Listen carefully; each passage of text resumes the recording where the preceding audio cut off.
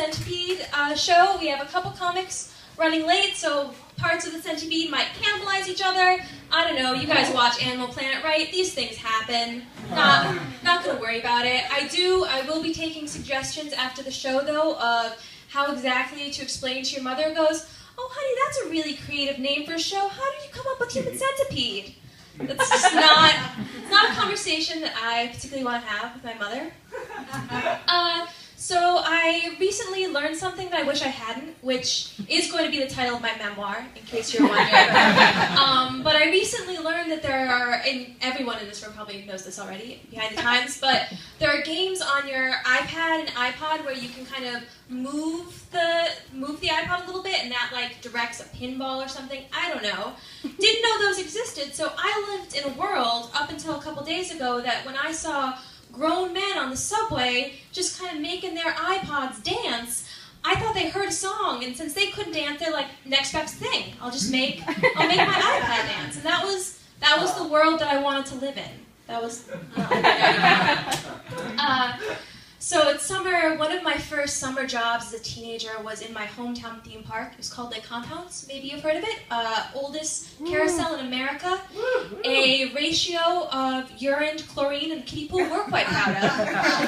And way, way below Six Flags as far as roller coaster related deaths. So beaming with pride. I was a parking lot attendant. And if you're wondering what a parking lot attendant does, as a guardian of the asphalt, as I called myself, my main job was to put my body in between cars driven almost exclusively by very large, very angry men and the parking spots they wanted.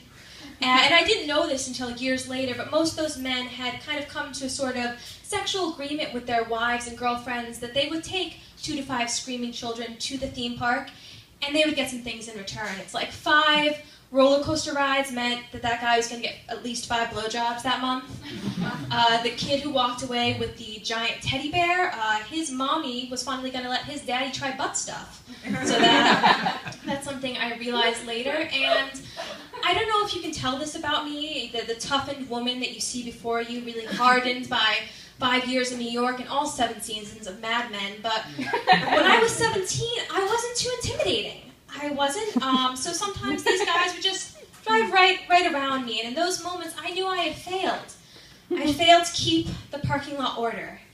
And as a self-inflicted punishment, I would not pretend not to see the used needles when we were doing trash pickup. That was my punishment. My coworkers, they had earned the right to pick up mostly empty Pepsi cans. I would spend the week at web emptying symptoms of Hep C. That was my punishment. One time I was in the handicap parking lot, which was completely separate from any coworkers and my boss, and I got some of the latex from the trash picking gloves in my eye, and I, like any self-respecting hypochondriac, immediately thought I'd gone blind forever. That was that. And my first thought wasn't like for my immediate safety, like can I get from the parking lot to the first aid center using only the smell of roasted peanuts to guide me? It wasn't anything even like simple, like, oh no, blind. It was, well, you know, in Little House on the Prairie, when Mary goes blind, that's how she meets her husband. So maybe this is just the start of my great love story. I try to stay optimistic, I do. I am an optimist, I try to stay upbeat, but I also always think something bad's going to happen. So there's that conflict, and I think that that's best expressed, and I wish this was just a bit. It's 100% true. Every night when I'm descending the subway steps from my stop to my apartment, like I go down 1 or 2 steps and I'm like, if I fell from here, I probably wouldn't die. Couple more steps, broken leg, tops, like all the way to the bottom, just a twisted ankle. You know, I'm not so arrogant to think that I'll ever surprise a New York City therapist with my neuroses, but I hope to amuse one someday. I hope for that.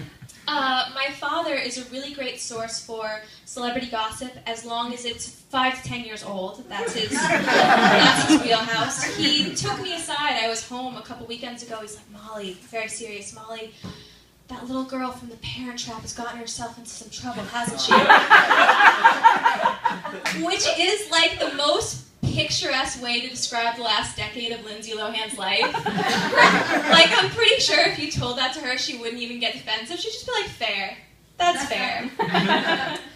I recently started taking boxing lessons at my gym. It's teaching me some things about myself. Mostly, I don't have a lot of pent-up anger, which is good for life in general, but bad for boxing. The trainer's always like, picture someone you hate on the target. Picture your ex. Picture your boss. And immediately what popped into my mind was the writer's room for How I Met Your Mother. They stole 9 years of my life, guys. They stole 9 years of my life. But I love TV. I've always loved TV.